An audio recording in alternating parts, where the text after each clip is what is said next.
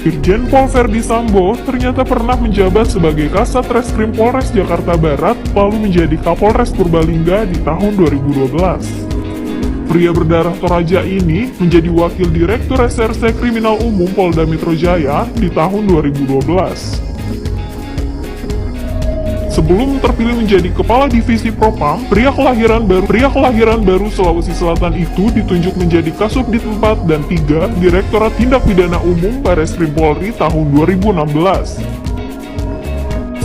Kemudian di tahun 2019, ia menjadi Dirtipidum Bareskrim Polri, dan di tahun 2020, Kapolri mengangkat Verdi Sambo sebagai Kadif Propam Polri.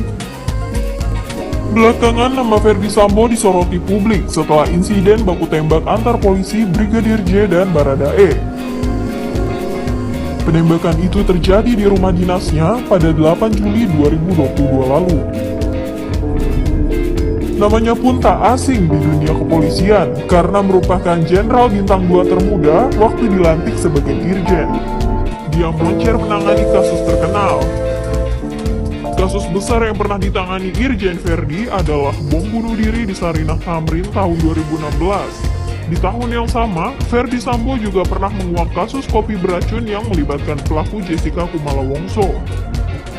Berikutnya di tahun 2018, Verdi Sambo juga pernah mengungkap kasus perdagangan orang jaringan Timur Tengah di tahun 2018. Kemudian Irjen Verdi Sambo pernah menangani kasus penerbitan surat jalan fiktif Joko Chandra dan memimpin penyelidikan kebakaran di Kejaksaan Agung tahun 2020.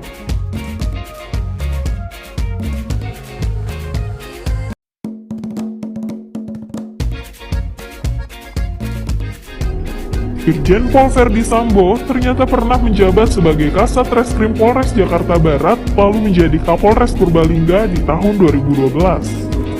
Pria berdarah Toraja ini menjadi Wakil Direktur Reserse Kriminal Umum Polda Metro Jaya di tahun 2012. Sebelum terpilih menjadi Kepala Divisi Propam, pria kelahiran baru Sulawesi Selatan itu ditunjuk menjadi Kasubdit 4 dan 3 Direktorat Tindak Pidana Umum Bareskrim Polri tahun 2016. Kemudian di tahun 2019, ia menjadi Dirtipidum Bareskrim Polri, dan di tahun 2020, Kapolri mengangkat Verdi Sambo sebagai Kadif Propam Polri. Belakangan nama Verdi Sambo disoroti publik setelah insiden baku tembak antar polisi Brigadir J dan Baradae. Penembakan itu terjadi di rumah dinasnya pada 8 Juli 2022 lalu. Namanya pun tak asing di dunia kepolisian karena merupakan Jenderal Bintang 2 termuda waktu dilantik sebagai Dirjen. Dia moncer menangani kasus terkenal. Kasus besar yang pernah ditangani Irjen Verdi adalah bom bunuh diri di Sarinah Tamrin tahun 2016. Di tahun yang sama, Verdi Sambo juga pernah menguak kasus kopi beracun yang melibatkan pelaku Jessica Kumala Wongso. Berikutnya di tahun 2018, Verdi Sambo juga pernah mengungkap kasus perdagangan orang jaringan Timur Tengah di tahun 2018. Kemudian Irjen Verdi Sambo pernah menangani kasus penerbitan surat jalan fiktif Joko Chandra dan memimpin penyelidikan kebakaran di Kejaksaan Agung tahun 2020.